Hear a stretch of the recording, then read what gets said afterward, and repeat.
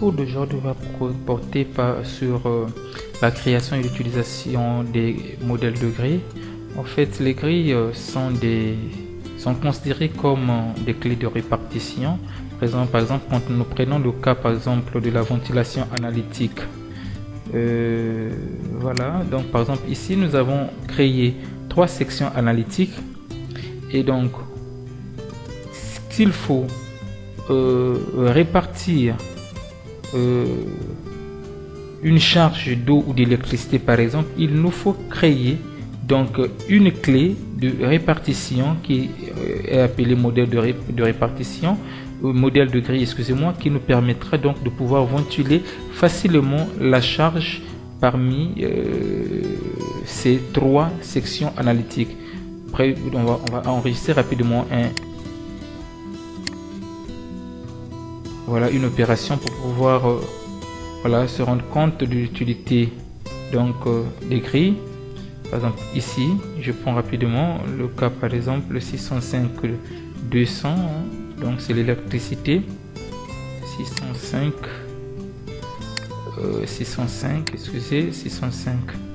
voilà, électricité. Voilà, donc ici par exemple je prends 100 000 francs. Quand je valide, il m'emmène au niveau donc de la ventilation analytique, de la saisie analytique.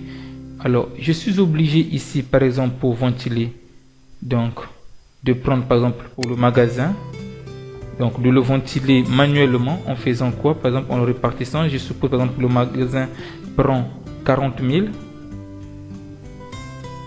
Voilà, je prends encore par exemple le dépôt, donc qui prend prenons supposons 50 000, et donc les bureaux, voilà, qui vont prendre 10%.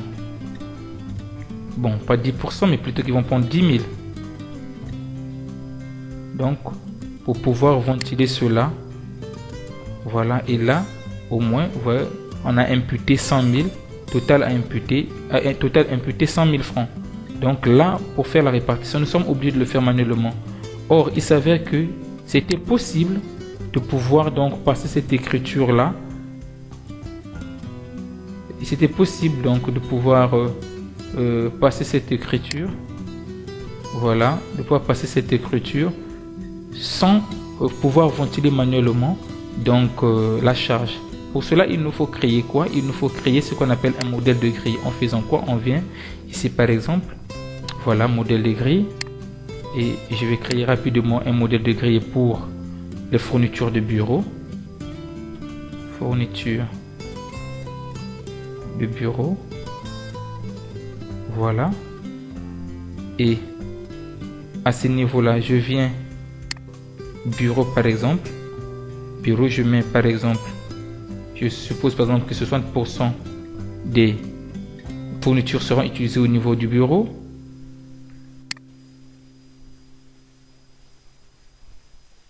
%,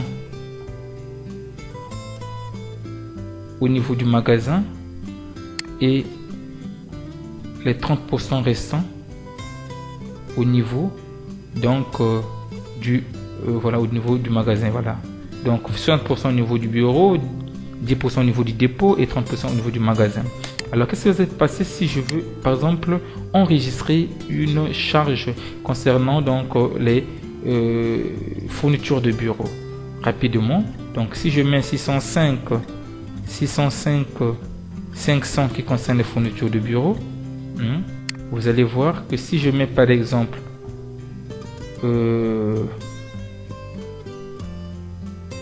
60 000 par exemple, je valide. Ici il suffit que je vienne prendre, appeler une grille, je valide et automatiquement la répartition est faite par rapport à la grille que je viens de créer.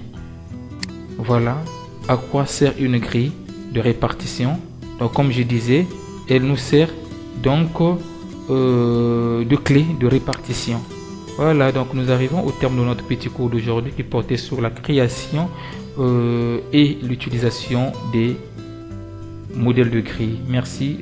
Alors nous nous revoyons donc, nous nous rendez-vous donc à la prochaine vidéo. Merci, ciao.